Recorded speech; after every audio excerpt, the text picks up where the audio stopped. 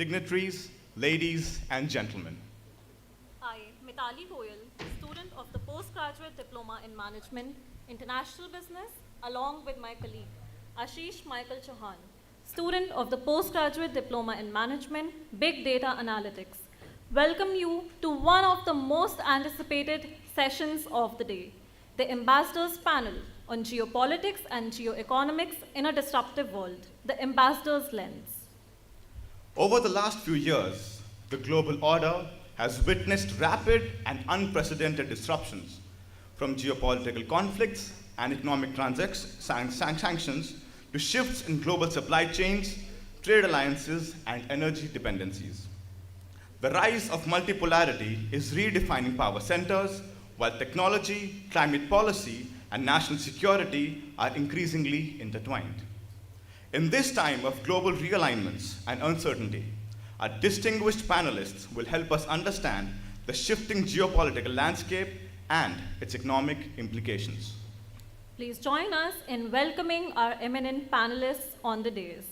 Dr. Nalin Mehta, Managing Editor of Money Control, who is also the moderator for this session.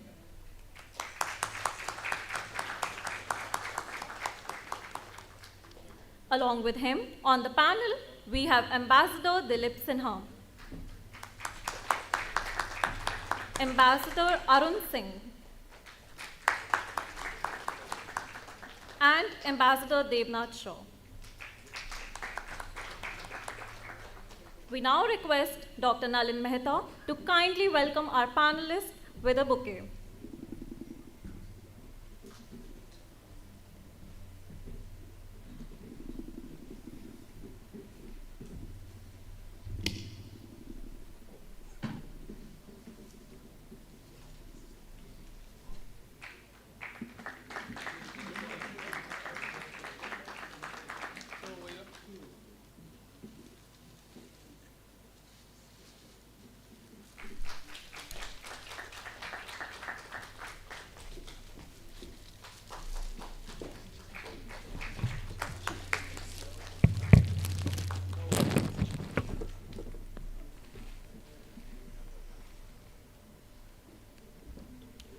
Before we dive into the discussion, we take the privilege of briefly introducing the panelists.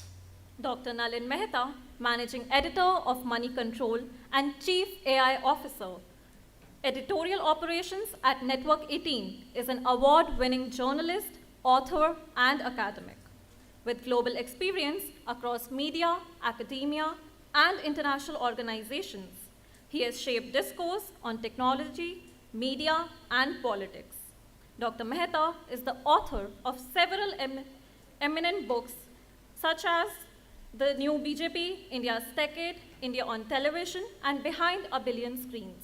He has also co-authored acclaimed work on sports, such as Dreams of a Billion and Olympics, The India Story. We warmly welcome him as the moderator for today's session.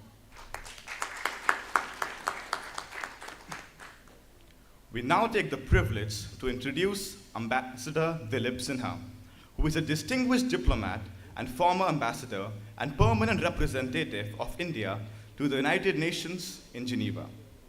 Ambassador Sinha has served as Additional Secretary and later Special Secretary for International Organizations and Environmental Diplomacy in the Government of India, where he led India's multilateral diplomacy, including engagements at the UN Security Council and climate change negotiations.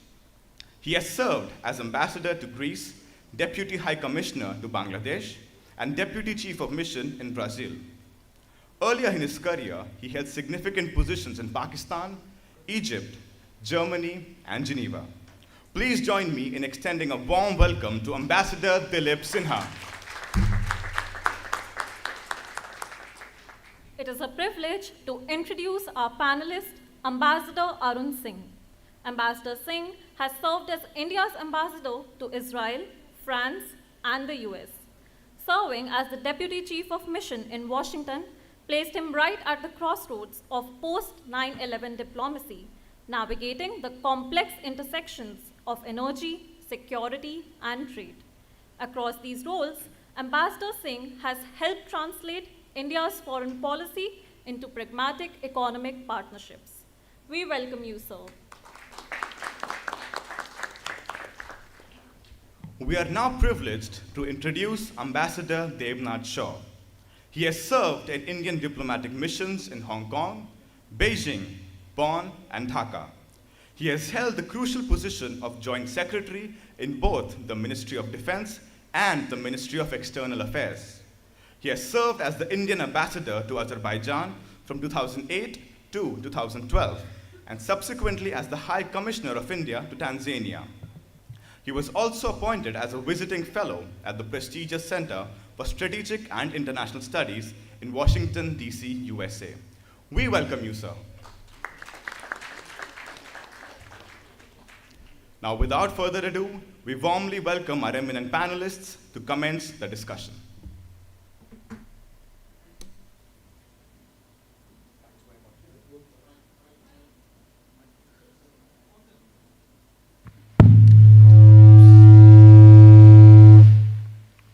Is that better now? Okay. Thanks very much. I think it's a particularly good day to have and a time to have this panel discussion on geopolitics and geoeconomic change.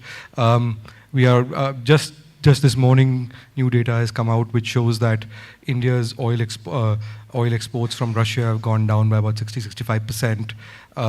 China's have gone down by around 40-50% as well, and Turkey's have gone down by 80% after the sanctions have kicked in on Rosneft and Lukoil. So it's an illustration of how quickly supply chains and the geostrategic calculus around us is changing, and we couldn't have asked for a better panel than these distinguished gentlemen, some of the most eminent diplomats of the Indian Foreign Service. So let me begin by asking you, Ambassador Singh, in the context of, I started by talking about oil, but in the bigger picture of the India-US trade deal and the tariffs, two questions for you, sir, before we open it up to the panel. First is that India got off first off the blocks with Prime Minister Modi going to Washington in February, and a lot of people thought that we dodged a bullet, and India was expected to be one of the first countries, one of the most favorable deals. Post-Sindoor, that changed, and we know where we are now. So where do you see the trade deal heading in terms of, and how does that impact our economy and so on? But a wider strategic question, sir. For about 25 to 30 years now, across political divide and across governments of different ideological persuasions, the Indian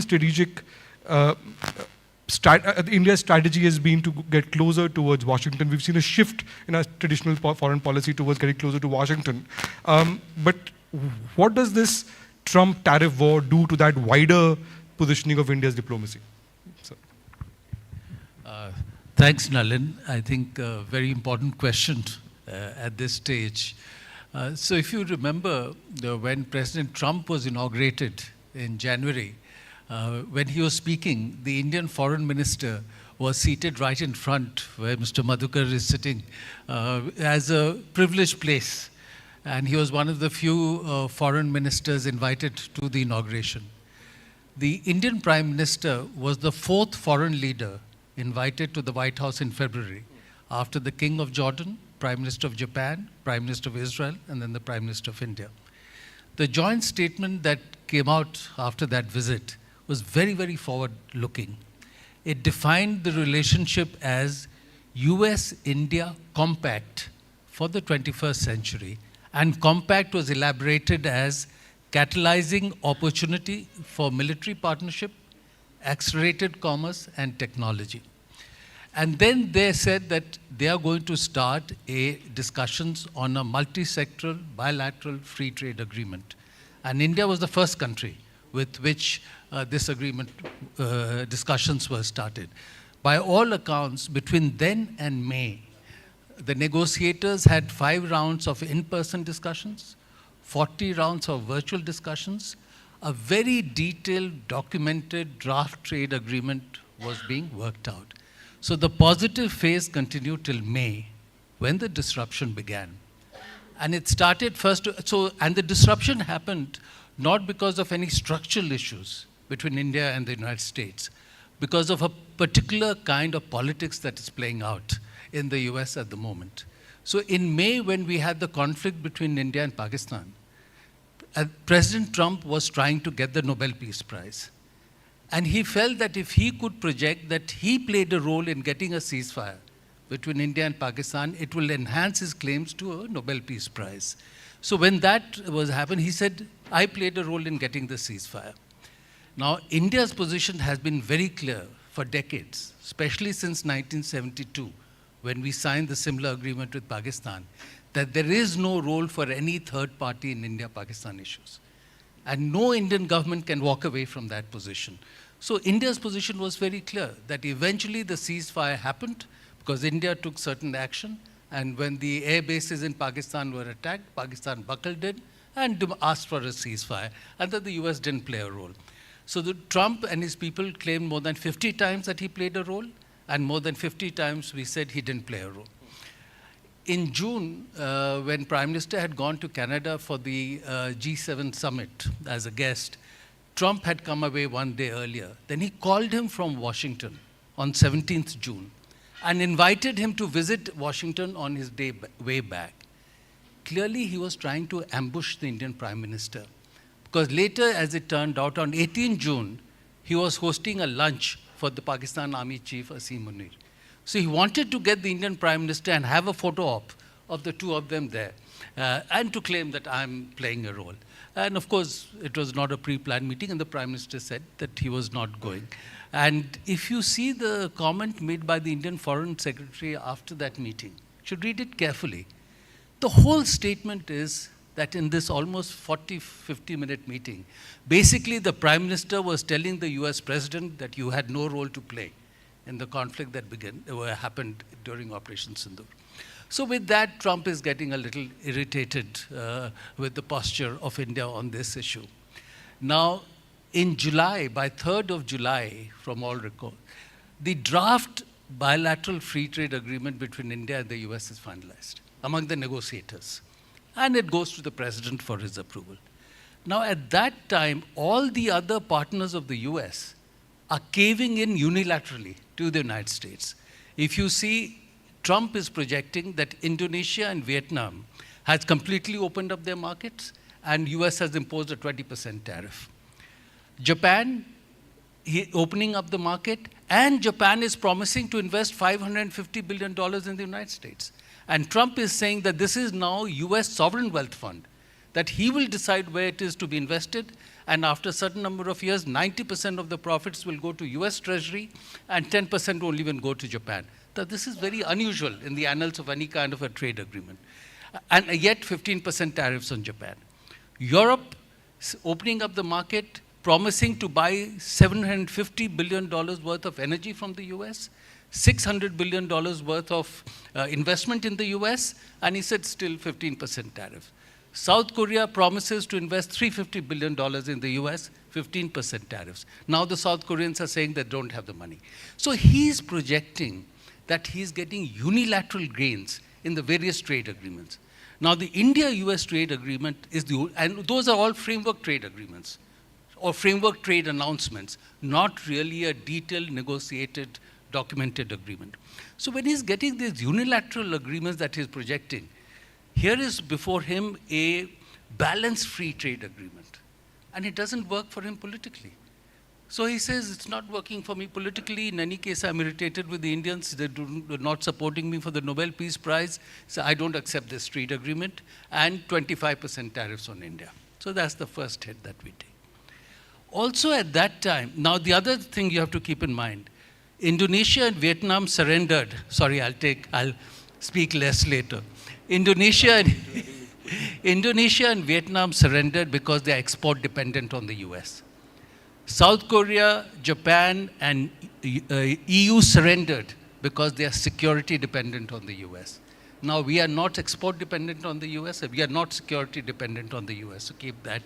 Now, around that time, Trump is coming under criticism for not taking any action against Russia. Because since he became president, he had taken no action against Russia. So that you said you'll resolve the Russia-Ukraine conflict, no action against Russia. So he needed to show that he was taking some action against Russia. And since he didn't want to take action against Russia because he wanted to maintain access to Russian leadership, couldn't take action against China, which was buying more oil from Russia because China had shown countervailing power by doing export controls and on rare earths. And at a time when he raised tariffs on China above 100%, the bond market had got destabilized. So couldn't take action against China. So he said, let's hit India more. So 25% additional tariffs on India for Russian oil purchases. When China is buying more oil, Europe is buying more overall from Russia than India is buying. And US is buying $750 million worth of uranium from Russia. And the fourth thing that happened is that in the US, there is an argument that the president doesn't have the authority to levy tariffs. And that it is a matter that the Congress has to do. It has gone to courts. A couple of courts have already ruled against him, and now there's been a hearing in the Supreme Court. And in the filing in the Supreme Court, there is a paragraph that he levied tariffs on India, 25% additional, to resolve the Russia-Ukraine conflict.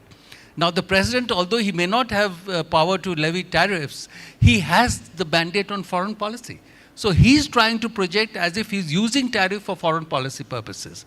And in the Supreme Court hearing, one of the judges, Justice Kavanaugh, specifically pointed to the paragraph and asked the Solicitor General of Oregon that the administration is saying that they're using tariffs for foreign policy purposes. Do you challenge that? So that's the argument that is playing out. So that's where the politics is, which has brought the US-India relationship to a certain point. So as a result of that, coming to your last question, what will happen? At some stage, we will come out of this. But the argument in India will be, given this history, as and when you come out, make sure you diversify more. That US does not have coercive power. Second, as you come out, even if you buy more defense items from the US where you need, even if you do defense technology partnerships with the US, do not get security dependent on the US. So I see this is the broad scenario in which I am placed. Sorry, I took very long. So let me broaden this out from taking from your last point, sir, to Ambassador Shaw, sir. So one of the outcomes of this tariff war, and actually was actually preceding the tariff war, but it kind of accelerated because of the tariff war, is just 4-5 years back, Indian and Chinese soldiers were we had Galwan on the Indo-Chinese border, on the LAC. We still have the armies sort of eyeball to eyeball all across the LAC, but a repositioning has now happened between Delhi and Beijing. The two countries, as Ambassador Singh pointed out, the two countries really stood up to Trump are India and China. China has more leverage, we have less leverage. But in a situation where you still have a border dispute, where you are still very, very worried about security concerns, for example, every few weeks something happens around Chinese telecom equipment and all of those things. And yet India is diversifying and there's a rapprochement with Beijing and so on. How do you see that going forward? Also in the context of the China plus one strategy, right? Because a lot of supply chains were moving from, or India's big hope was a lot of supply chains moved from China to India. Sindoor has made a lot of countries think about that again. So how do you see that playing out?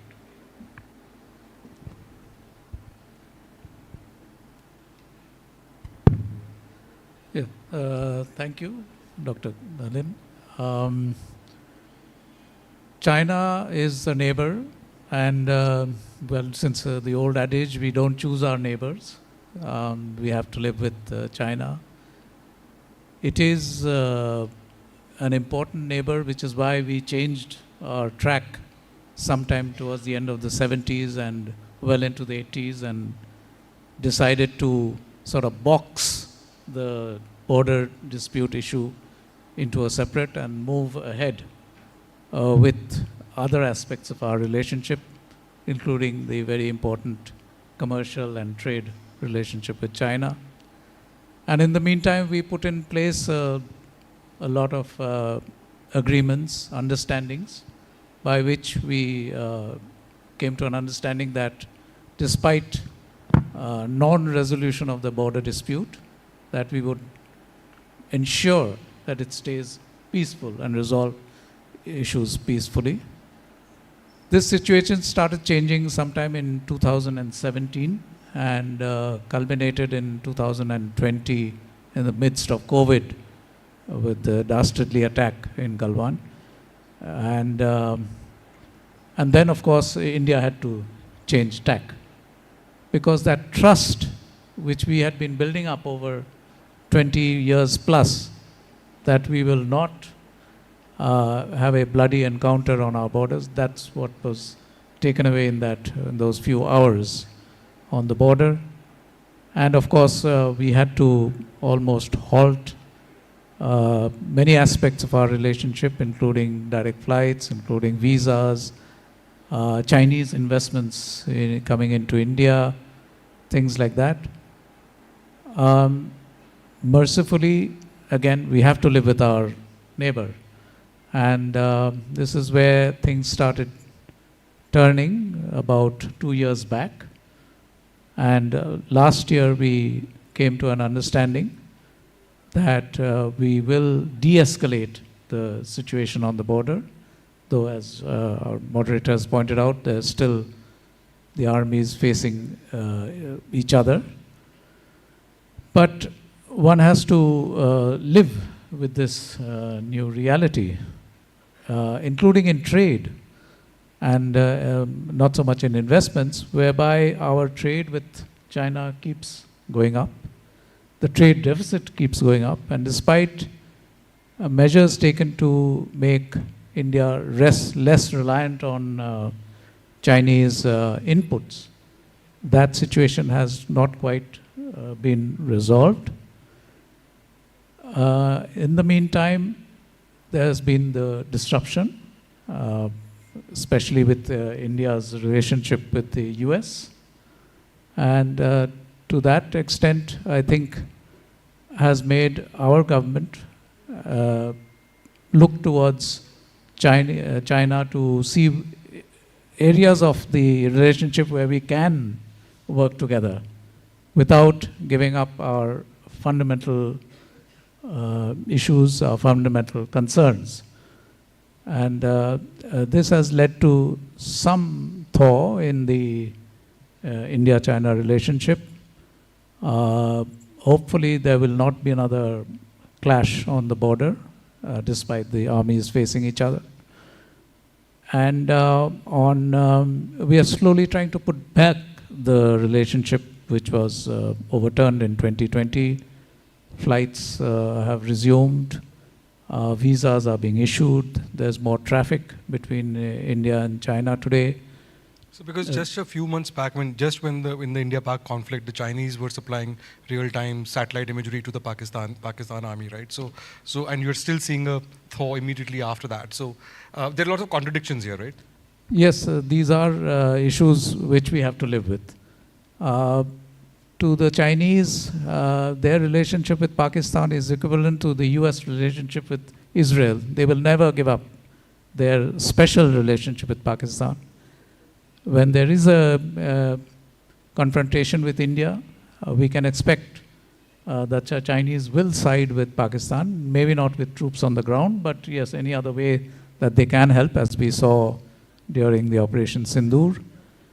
And but political realities make it imperative for us to work out wherever we can. So let me bring in Ambassador Sinha into the debate. So one of the things that has happened as a result of the tiff over tariffs with Trump is that India is looking for alternatives, right? Out of the, say, $90 billion worth of exports to the US, about 30%, kind of 30% are about exempt because of services and pharmaceuticals. Out of the remaining ones, about 7 billion roughly are ones where India has a predominance in those goods within the US. 4-5% are ones where India is overtly dependent on the US for those exports, for example, with shrimps and all of those things. So one of the things that India has done is that it's looking for alternative and as Ambassador Singh said, that we have some leverage because we're not that dependent on the Americans for our economy as some of the other countries are. But India is also looking for alternatives for our export markets, right? The India-UK agreement is an example of that, of fast-tracking that. The India-EU agreement, which is now being talked about. But the question I wanted to ask you is, where does this leave multilateral diplomacy? You've sort of fronted our multilateral diplomacy for a very long time in different fora. Where does it leave the WTO regime? Where does it leave multilateral forums and all of that? Are they almost irrelevant now in this new age of uncertainty? Yeah, thank you, Nalin. Uh, the current global economic order, as it is today, primarily took shape in the early 1990s, immediately after the collapse of the Soviet Union and the US emerging as the sole superpower in the world. And there was a great deal of enthusiasm, especially in the West, but even in the rest of the world, for globalization, for democracy, for human rights. And there were books being written at this time, The End of History, and The World is Flat. And the US and the Western countries introduced, or imposed, in fact, the World Trade Organization and globalization. And the key features of these were economic liberalization, trade liberalization, removal of non-tariff barriers from countries' import regimes, and also two specific measures called TRIPS and TRIMS, that is trade-related intellectual property and trade-related investment measures. So these formed the overall framework of the new economic order that the West introduced. Now, we joined the WTO. Of course, we were dragged to Marrakesh kicking and screaming to sign that agreement. And we have ever since been saying that there's need for reform in the WTO rules, especially with regard to TRIMS and with regard to many of the non-tariff barriers that we had to remove, but also with some of the new barriers that the Western countries started introducing because of economic climate change considerations, labor rights. So you had this rather complex situation where, on the one hand, the Western countries were pressing for economic liberalization. At the same time, they were also pressing for certain restrictions on account of certain standards to be introduced in trade. India had to adapt to this new situation in a rather emergency fashion, because we didn't have the time to adapt our industry to that, to the new order. Of course, China, when it joined the WTO in 2001, adapted very well to the new regime. It took full advantage of the liberalization, and it developed superbly. And in fact, one of the miracles that took place in this period was a Chinese miracle. But India also did not do too badly on the export front. Our exports to the US increased, to the West increased. Unfortunately, the exports to China did not, because of the Chinese restrictions, and because China still has a very dirigist regime on imports. So we came to a point where we were earning our dollars in the US and Europe and spending them in China. Our deficit with China was over $100 billion right now, and it's been high for the last 10 years or so. Now, the problem that we face today is that the US realized that the brave new world which they had put in place through globalization actually worked against them because of the China factor. China was the prime beneficiary of globalization, having increased its exports, having become the world's biggest exporter. Trump's entire politics is fundamentally based on this, right? On reversing globalization in some Exactly. ways. So China taking undue advantage of liberalization, not abiding by its promises made in the WTO when it had joined. When it joined in 2001, China had promised that in 15 years, it would become primarily a market economy, which it did not. China continues to be a state-controlled economy. And the US woke up to this rather late. Trump in his first term had started this. In the second term, came down very heavily. Now we have come to a point where all the effort towards having global rules for trade and global liberalization have come to an end. Now countries have to go ahead and sign bilateral deals, whether it is with regional organizations or with countries. So instead of going to the WTO for a development round or for any other round of negotiations, which was the original idea of the WTO, that there would be sectoral negotiations, agriculture, other fields, IT, etc., but not bilateral. And even bilateral FTAs have a very questionable position in WTO rules. But now they have become the norm. So if we don't have an FTA with a country, then your trade will not increase. So, to take this a little bit further, sir, let me bring Ambassador Singh back into the conversation. So, as Ambassador Sinha was pointing out, we are seeing a sort of a reversal of globalization. The Bretton Woods system, which was set up after the Second World War, which kind of defined the global economic order, or what we took as the certainties of geopolitics or of geoeconomics, those are now being reversed, led by the country that created it, right? Led by Washington and Trump's politics. And there is an argument that this will far outlive Trump's own politics, right? Because the center is shifted to a particular to the right in American politics. So while older certainties are sort of being taken off the map, there are new opportunities also opening up, right? And I think the last point that the ambassador was making around new kinds of trade treaties and so on and so forth outside of the WTO order. So today, the question I wanted to ask you is that today we currently have the Saudi Crown Prince in Washington. We have, from an Indian point of view, we have very good equations with the Gulf states and with the Middle Eastern countries. We also have excellent relationships with Israel. These are important both in terms of global trade, but also in terms of India's defense needs, which are only going to grow as we go forward, particularly with Israel. So how do you see this panning out in an environment where suddenly on the Afghanistan-Pakistan border also you're seeing changes? Who would have thought that India would be friends with Taliban at the moment, and the Taliban would be fighting Pakistan? The Taliban is now opening up new trade routes, or talking about opening up trade routes outside of Pakistan. So how do you see India's positioning in this, and what are the opportunities and challenges for us? So, a couple of background thoughts as I lead into your.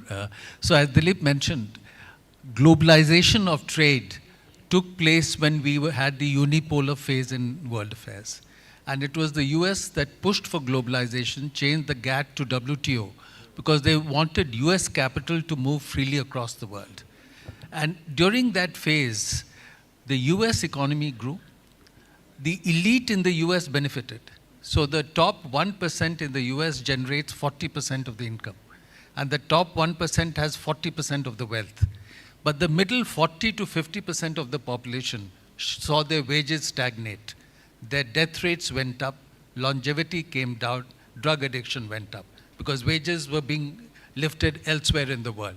And it is that has led to this phenomenon of bringing somebody like Trump back, who is saying bring production back to the US, high tariffs, protectionism, etc. So that's one dimension. The second thing that is there in the framework of which the West Asia is also playing out, that today the major global contestation is between US, Russia and China. Everybody else is maneuvering around that. As far as India is concerned, with China, and to Devnath's point, even if we open up a bit, there will always be security concerns in deeper economic partnership with China. And you'll want to make sure that China doesn't have leverage against you, which they have exercised against South Korea, against Japan, against Australia at different times. Russia, very strong defense partner, very strong energy partner, but has no strength in the civilian economy. And their overall GDP is less than India's GDP. US, in many ways, is our most important partner in terms of our comprehensive interest. Largest trading partner, largest investment partner. Indian companies have invested more than $40 billion in the US and have a presence across all 50 US states. At 5.4 million, the largest single country presence of Indian origin diaspora. Now the latest figures show at 360,000 Indians in US universities. These are not Indian Americans. These are people. It has risen. Risen. The last few months. It has risen despite everything. Despite everything. The number was 300,000 last year. It's 360,000 this year. So students still want to go there despite the challenges. They're not getting jobs. There's uncertainty about visas, uncertainty about OPT, but they're still going. Maybe they see some kind of opportunity. So we have no option but to deepen partnership with the US. But even as you do that, you must diversify more if you want to maintain the autonomy of your decision making. And that's why you need to build with Russia, with everybody else. So in that framework, we certainly have to continue or deepen our partnership with countries in the Gulf as part of our ability to diversify, ability to build our strategic autonomy. And I think the effort that governments have made, including the present government, is in that direction. We have 9 million Indians living and working in the Gulf. Almost 50% of our overseas remittances come from the Gulf. Gulf is a very important part of our energy needs. Israel is a very important technology and defense partner, even though it has difficulties with other countries there. And Iran has been a very important partner in the context of Afghanistan. You know, for all our supplies to go to Afghanistan, it has to go through Iran, because Pakistan doesn't allow the transit of Indian goods. And then at one stage, we were always very concerned about the Taliban. When Taliban 1.0 had come in, we had closed our embassy. In my first visit to Kabul was on 20th November 2001, 1 week after the Taliban had fled, because we had gone to reopen our embassies. And now that Taliban 2.0 is there, we have announced that we will now upgrade our mission there back to the level of an embassy. It shows how things change. So basically, I think our effort has to be to work with all the players and to maximize the options for ourselves. Ambassador Shaw, you wanted to comment on this? Yes. In addition to diversifying and strengthening our relationship with other countries and other regions, of course, it's important that your own backyard also remain stable and predictable. There has been trouble in the South Asia context. However, we have come around in the case of the Maldives, and yes, Bangladesh today is troubles giving us trouble. So we have an increasing a shift in the South Asian calculus, right? There's a significant amount of cooperation now happening between Islamabad and Dhaka. You just look at the number of army or military personnel or intelligence personnel visiting Dhaka in the last few days, last few weeks from Islamabad. We are changing our equation with Kabul, as the ambassador was pointing out. So how does the South Asian matrix change for us in that context? Because we just had the death sentence announced for Sheikh Hasina yesterday, and India has taken a nuanced position on that. So just your comments on that. And also, sir, if you can also comment on that. Yeah, we do have challenges that are occurring not just today, but for some time now in our own backyard, as you might say. And but hopefully this is not permanent. That, as we say, we will deal with whichever government comes in to power, and we are waiting for that to happen in So you're being Bangladesh. very diplomatic. And you know, it's our neighborhood, so we have to somehow get over this, and we can see better days ahead. But South Asia is not the only place. We have to strengthen relations with the rest of Asia, including Southeast Asia, the CIS region, and perhaps reach out more to South America, Latin America, and regions like that. Ambassador Sinha, if I can bring you in on one more aspect. See, on one side, while you are seeing a major shift in global supply chains and so on, or at least a lot of disruption of those with some lot of uncertainty, paradoxically, one of the things that is an unexpected outcome of this, for example, in India, data centers have been growing significantly. One of those reasons is that it is probably cheaper for American companies to invest outside or get talent outside. So in terms of tech sovereignty, in terms of like we've just seen the government of India adopting Zoho, right, and moving away from American companies on that. How do you see all of those debates unfolding in and how different is that going to be from how business has been conducted so far? You know, if you look at the disruption of global supply chains, the two major disruptions have come from the two big superpowers, the US and China. China is leveraging its rare earths and certain other critical exports, and the US is leveraging its market, that you can't sell in the US unless you do whatever, as Arun pointed out. So this is the main disruption. Now, in the case of India, globally, we know that because of the security situation deteriorating in Ukraine, most countries in the world are now increasing their defense expenditure. India, for its own reasons, is also increasing its defense expenditure because we have seen in the case of Operation Sindoor, a China-Pakistan fusion. It's no longer just cooperation, it's fusion. And in Bangladesh, what we are saying here is that the Pakistan-China combine has come back into Bangladesh. It is not a new development. They were there till 2007-8 when Sheikh Hasina came to power. I don't think we need to be apologetic about the fact that our security concerns were adversely affected when the BNP was in power earlier and will be adversely affected if the Islamist forces and the kind of actions that Mr. Muhammad Yunus is taking come to the fore in Bangladesh. Our security situation, both in the northeast and in the neighboring states, are critically dependent upon the policy of Bangladesh, apart from the economic issues of transit, etc. So I think we should be upfront in this, telling Bangladesh that we also have leverages, and just as other countries can use leverages, we can also use leverages, and we cannot let our security be compromised in any way. Now, on the trade front, obviously we have to reduce our dependence upon China and diversify our exports from the US. Because now in the case of our defense expenditure, it's a good thing that our defense expenditure is finally increasing, especially in defense manufacturing. Because as you know, globally, manufacturing increases in a country led by the defense industry. And since our defense manufacturing was always very weak, which is why we were the largest importer of defense equipment in the world.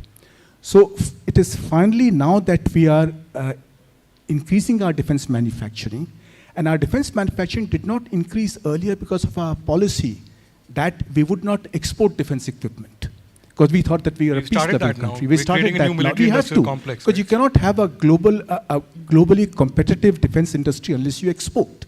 So we have got over that self-imposed restriction that we had earlier. And now we are finally exporting, and that will enable our defense industry to grow. And with defense manufacturing will grow the other sectors of the industry, especially manufacturing, which has been lagging behind in India. So let me ask you a question. I think in your earlier response, you mentioned Francis Fukuyama and the end of history and that argument post-the Cold War. Around that time, the other famous argument was, of course, the clash of civilizations, right? Which was Samuel Huntington's argument. And within that argument, he characterized India as a swing state, right? So do you think that that characterization still remains valid today? And how should Indian diplomacy sort of negotiate this turbulence? Well, yes, India comes somewhere in between because, as Arun pointed out, we have a natural affinity towards the US. Not in terms of the color of our skin, which is one of the problems that the Indians face in the US today, as people say, you can go back to your country. Because on the one hand, we are like any other Asians or people of color in the US.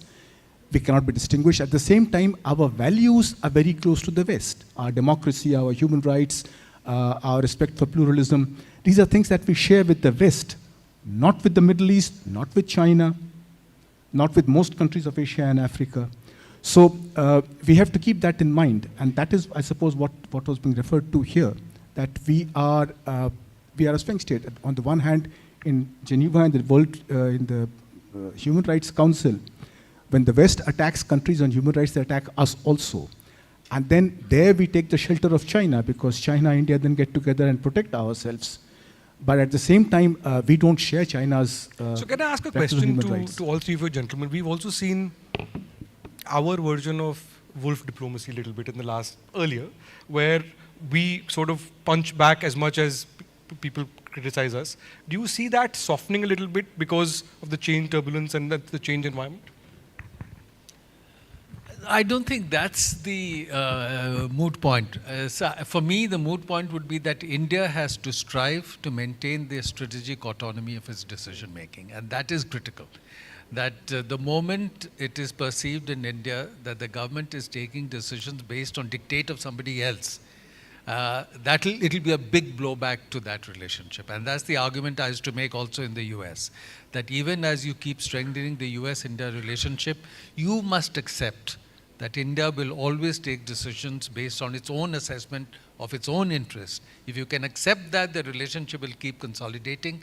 When you try and push against that, there will be a blowback. And I think that's one of the mistakes that the US has made at this time, that they tried to push us to stop buying oil from Russia, even though the specific set of US sanctions at that stage did not preclude buying oil from Russia, because we were buying within the price cap that the West had set.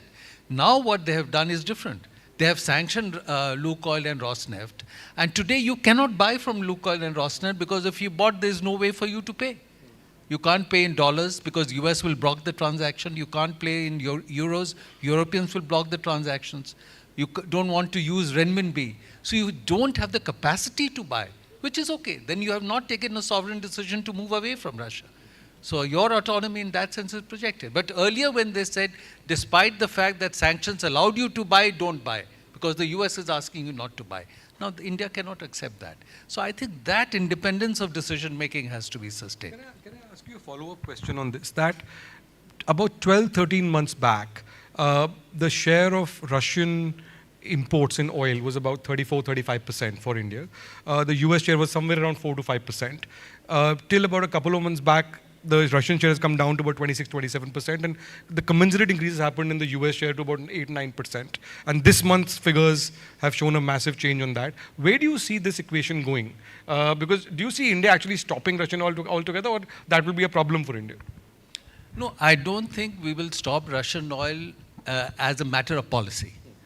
But the fact is that physically you will not be able to buy Russian oil if it is coming from Rosneft or Lukoil, because you can't pay for it. And unless you pay in rupees, and there's an accumulation of rupee reserves in India. Because Russia is not buying as much from India. If Russia bought as much from India as India was buying from Russia, other goods, then you could pay in rupees and they would buy goods from India. Now, since they're not buying, there would be an accumulation of rupee reserves. So just because of that, you will end up buying less from Russia. Now, buying more from the US is a separate decision, because you have a trade surplus with the US, almost a $45 billion trade surplus. And the US is saying that I don't want you to have such a large trade surplus. Then you have to find products to buy from the US. And one of the products that you can buy from US is LNG, LPG and things like that, or oil. And so that is happening in parallel. And perhaps if it goes well, it gives another peg to Donald Trump to say that, okay, India has bought less from Russia, bought more from us, we remove the Russia tariff, we do a trade deal. But these are things happening in parallel. Ambassador Shaw and Ambassador Sinha, so you made the point about manufacturing often being kind of, with defense manufacturing often being a catalyst for other kinds of manufacturing, right? So we are now seeing post-Sindoor also a diversification in buying patterns. So for example, with the 5th generation fighter, GE was supposed to, was one of the suppliers. There's been delays in that engine. Safran is now in the fray for that, and all of that. So you will, France remain fairly steadfast in this conflict. So do you see, in terms of India's defense manufacturing as it goes up, do you see a serious intent for strategic autonomy defining how we sort of structure all of these deals as well? Yes, on defense manufacturing, which is very important, as pointed out by Ambassador Sinha, there is a steady increase in the India's capability and ability to manufacture, especially after opening out parts of it to the private sector. But this is not something that will, happen overnight. It's a long-term process. Technologies have to be developed at home and made workable on the floor. So this is something that's work in progress. It will go on. But something that Ambassador Singh mentioned brings me to the topic for today, is that how do businesses adapt to this geopolitical and geoeconomic disruptions that's going around the world? Because this is, after all, a gathering of a business school and others who are interested in business. And this is something that I've been also thinking about. There are many ways which businesses have to adapt, but one that I read about in a World Economic Forum article was that every company should now appoint a chief geopolitical officer, a CGO. Well, companies around the world, including some in India, do have a chief strategic officer or a chief risk officer. But from what I can make out, the chief geopolitical officer is somebody who would not only keep track of how to avert or stay away from risks, but also look at opportunities. How to keep track of the latest tweet from Trump. No, including opportunities. For example, whoever suggested to Apple to come into India for their manufacturing did the right thing, because now today Apple is able to produce. Question on Apple, sir, because that's an important point you make. Yeah. Trump has specifically told Tim Cook not to invest more in India. But at least so far, Apple has not changed its positioning on that. In fact, this year, smartphone manufacturing by Apple in particular has significantly increased. And that is one of the success stories of the last 10 years for the Indian trade story, the ramp up of Apple manufacturing. So how do you see that going? So how long can they withstand Trump? Manufacturing and export. Yes, this is one of the things. I mean, obviously, businesses will go to where it works best. And despite, maybe he can force some amount of investments from Apple into the US, but probably in sectors where we won't be that competitive. But if manufacturing is competitive, and that's what's important, as pointed out by Ambassador Sinha, then here is a start we have made. And this is where I come to the role that the CGO, as I call it, would have to point out also the opportunities that are coming about, whether, in terms of some competitor moving out of a particular market due to pressure from political or otherwise, then that's the time for the Indian company or the global company to move into that market, or to keep a track of incoming legislation which may affect businesses. For example, the data privacy laws which have just come into effect in India. How does it affect the global business? This is something I think even the Ford School of Management should think about. If you don't have a course or a specific module on this, perhaps it's time for you to also put in something. And I'm not, of course, the CGO would have to keep track of international relations, strategic vision, views, but I'm not suggesting that they retire, get the help of retired IFS officers. But you have 3 prospective CGOs on the panel. But what I'm trying to say is that the management schools around in India could think of developing skills in this sector. Mr. Shaw, your comments on this? Yeah, the 2 main challenges, there are so many, in our foreign trade that we face today is, one, how to protect our US market. As Arun pointed out, we would obviously have to buy more from the US, whatever we buy. And the other is how to reduce our dependence upon China, because our deficit with China is huge. Now, fortunately, the disruption in the global trading order gives us an opportunity to do both these. Because in the earlier WTO rules, you had to offer MFN treatment to most favored nation treatment to every country. So if you signed a deal with one country, then you have to extend that deal to all other countries. Now you can sign bilateral deals. So if you want to buy from the US, we just go to the US and we buy from the US and give them duty-free access on whatever product we want. And in the case of China, if we don't want to buy from China, we just tell China we don't want to buy from you because it doesn't suit our economic interests. So this is a window that we have, a small window. I don't know how long this window will be open, but we should use this window to ensure that we protect our domestic industry in the correct way from unfair Chinese competition, and we protect our market in the US, so that while we should definitely diversify, but I don't see any other market that's as big as the US market that can buy the kind of goods that we are exporting. So if whatever efforts we can make to protect our US market, I think we should make use of this window that we have today. So final question to all 3 of you. What can India do to make itself more attractive as a business destination, as an investment destination? A lot of things have happened, a lot of things have changed, but are there things we can do more to make ourselves more attractive, say, compared to other Asian economies? Well, I think certain amount of effort certainly is being made through ease of doing business, facilitating investments, more regulatory certainty, more policy certainty related to taxes. But I think one critical area could be if we build partnerships in critical and emerging technologies.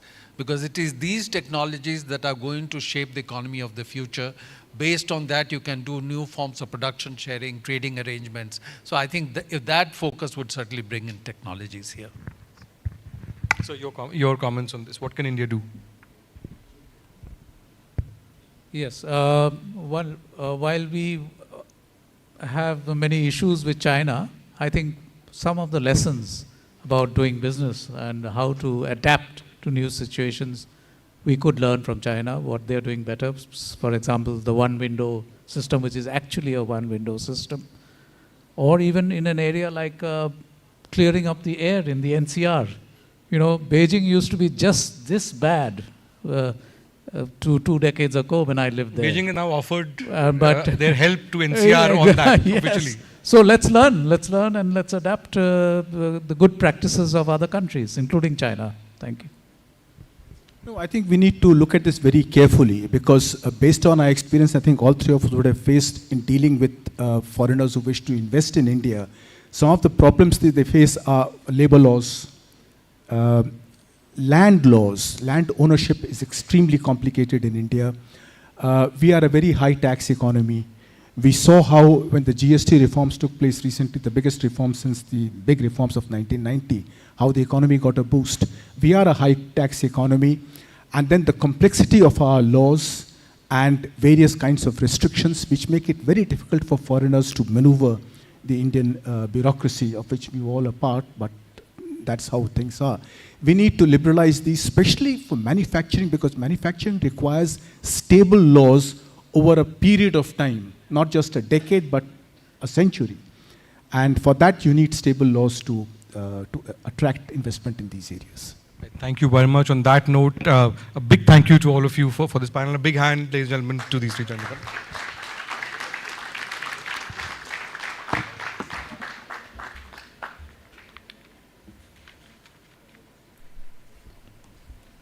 Thank you so much to all the panelists for sharing such insightful perspectives and giving us a true diplomat's lens into how global power, economics, and policy are constantly being reshaped. Thank you. As we conclude, we invite Dr. Subir Verma, Chair, PRISM-FIMC 2025, to present the mementos to our esteemed panelists as a token of our gratitude.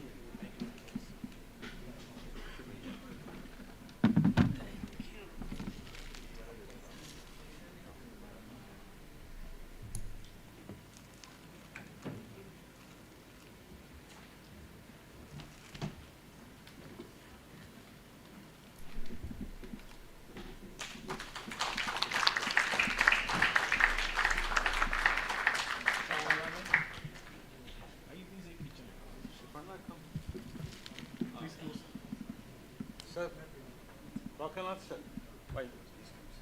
Bakshi sir, come.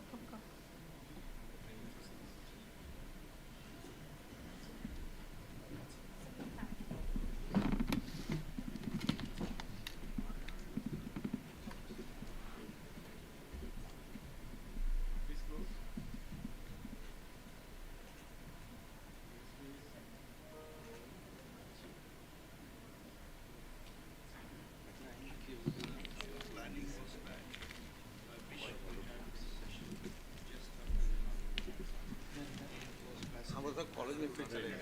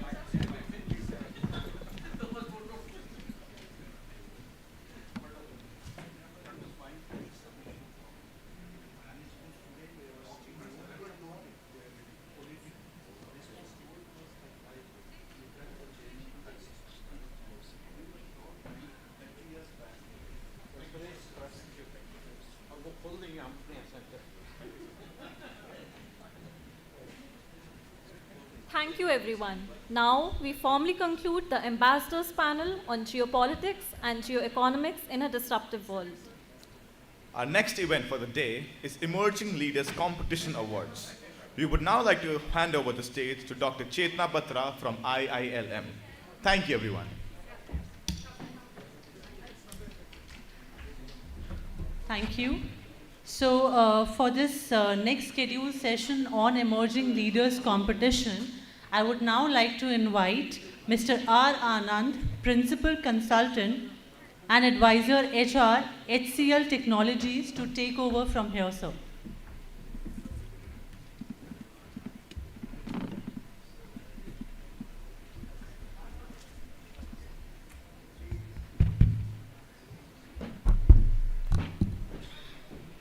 So good evening, friends. After that long and very stimulating day, I'm very glad to come to this part of the conference. So this is an important activity of the Dr. PRISM-FIMC Foundation, and this is something that we have been doing every year since the foundation's inception. The idea behind this initiative is to spot leaders as they emerge in their organizations. And the idea is to identify a bunch of leaders who have identified an opportunity or solved a problem and created an impact, and an impact that is an inspiration for other organizations in the industry to follow, other departments in the company to follow. So every year we receive lots of nominations for this award, and we go through 2 rounds of evaluation to select the winners. The first round is we give the respective areas to respective area experts. So 2 experts evaluate every submission and decide which one of them, based on their collective scores and agreements, which one of them have to go to the finals. So this year also we had a large number of submissions, and after the first round of evaluation, we had about 13 entries that went to the finals, and from there we took 3 of them. And just to give you an idea of the kind of work that these companies and these individuals are doing, I'll just talk about at least 4 of the submissions that actually did not make the final award. So these were actually finalists that we want to appreciate. And before I get there, I want to express my thanks to Shakila from the foundation, who has been instrumental in anchoring this for this year, and also to Harry, who has been instrumental in making sure everything is in order for this award. So I'll just give you an example. So this is Lucas TVS. You all know this company, and Lucas TVS have an electroplating division. And in this process shop of electroplating, they usually take material and they are already greased because they don't have to rust. And before electroplating, you need to degrease this material, right? So you will have to remove all the impurities, otherwise your electroplating on that is not going to be very good. You will have to have rejections if you electroplate without degreasing. And what do these process shops do? They heat water to 90 degrees centigrade and spend hundreds of liters of kerosene to heat that water, and then put this material inside that hot water and degrease, and then thereafter go through the rest of the process. So this team of emerging leaders at Lucas TVS thought, like, why should I waste so much of energy and burn so much of fossil fuel? So they tried to experiment with an alternative process. The alternative process was simply to heat the water to 60 to 70 degrees, and for that they collaborated with IIT Madras to procure a heat pump and the heat pump used to take the ambient temperature around and heat the water to about 60 and maximum to 70 degrees centigrade. Upon that, they used ultrasonic sound as an agitator to be able to remove all these emulsified impurities on the things that they need to electroplate on. So this is an example of a bunch of people who came together, saw this opportunity, and actually got that done. So this is one of the finalists. So that's the kind of work that people do in the industry that we want to really recognize. And the thing that we noticed this year, and which was very pleasant, is that this year, the number of emerging leaders who collaborated with academia to be able to do what they did has increased. So at least we saw 3 or 4 entries which were very significantly of that direction. So this is an entry that came to the finals, did not win the award, but I just want to mention that. The second one is the change management team, the training team at IFCO. So we all know about the nano fertilizer that got discovered in about 2017 to 19 time frame. And nano fertilizers basically use a very thin liquid instead of a sacks of fertilizer that you throw on the soil. And sacks of fertilizer that you throw on the soil actually don't really go to the plant. They go to the soil, they contaminate the soil and cause all sorts of diseases. So the nano fertilizer is a brilliant answer to that. A small bottle of nano fuel, nano fertilizer actually replaces a sack of this. You save on transportation costs because these fertilizers get transported through goods trains all across India. You save on subsidy. So it's a great winner. And there are lots of countries that are already doing trial runs of what IFCO has made. Now that having been done, how do you convince crores of farmers in India to use nano fertilizers? And that is where the change team at IFCO devised a series of programs, educational events, to be able to make sure that the area under nano fertilizer cultivation actually goes up. And that was a beautiful work that we got to hear. And this is again a team that we selected to the finals. And the beautiful thing that this team did is they used the women in the village, who had gotten a bit of education, trained them for 2 weeks, and that is what they called as drone didis. So this was such an inspiring story that our Prime Minister talked about it in Man Ki Baat, one of the Man Ki Baat addresses. So we met the team that actually worked on this and tried to bring this to life. So this is again, a great example of something that we did. Or take the third one, this is Ashok Leyland, where, you actually monitor networks, right, in your plant, make sure every device or electronic component there is working the way you want, and you try to see if something is down, go and preventively maintain it. And this is a company that said, I won't buy any network management software of a third party, saved about 50 lakhs of licenses every year, went to a local college in Chennai, an engineering college, collaborated with them to create their own network monitoring solution, and then wired up their whole factory with this network monitoring solution.